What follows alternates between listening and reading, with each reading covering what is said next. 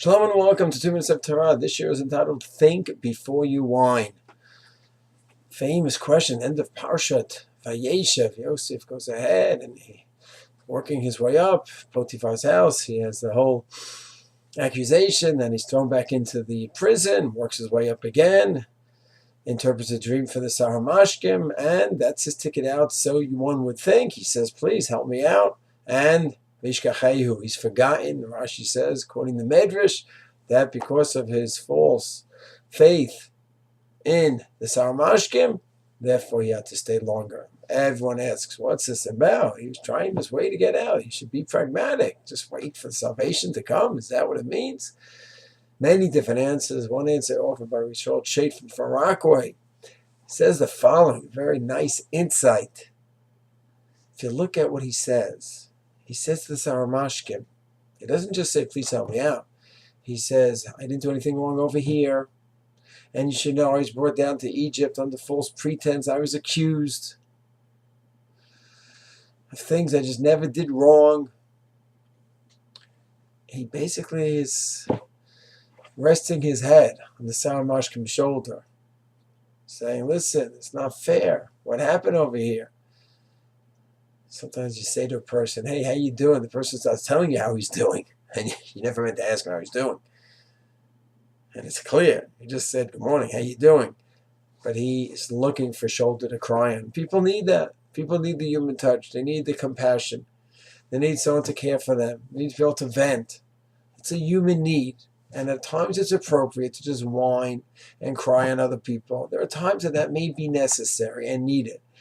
But we have to think each time before we do that, before we whine and talk about the injustice in our life and how things are going so badly and it's so hard and this and that. We should always think that through. Are we saying the right words?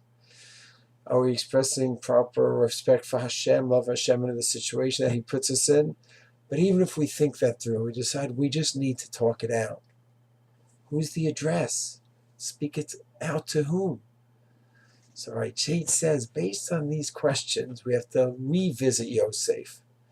Was the question of his faith in Hashem lacking in direct bitachon in Hashem, as much as, look at what he's doing. He's whining and complaining to the Saramashkim. It's not fair what happened over here. It's not fair what happened back over there when I was brought into Egypt in the first place. And it's true, it doesn't seem very fair, Yosef. From your perspective, it doesn't seem fair. But you're going ahead and you're crying on the shoulder of the Saramashkim. That's what you're looking to, for compassion. That's where it's coming out. Yes, he went through Gehenna, Yosef. Such challenging situations. And only God could judge each person in his challenges, for sure. But Yosef, who's almost ready to be the king of the world, not someone who's crying on people's shoulders, on foreign people's shoulders. Maybe his mother, maybe his father, on some foreigner, a Saramashkim, crying on his shoulders, looking for that human compassion. It's not fair. People did this to me. He's not ready to be the king.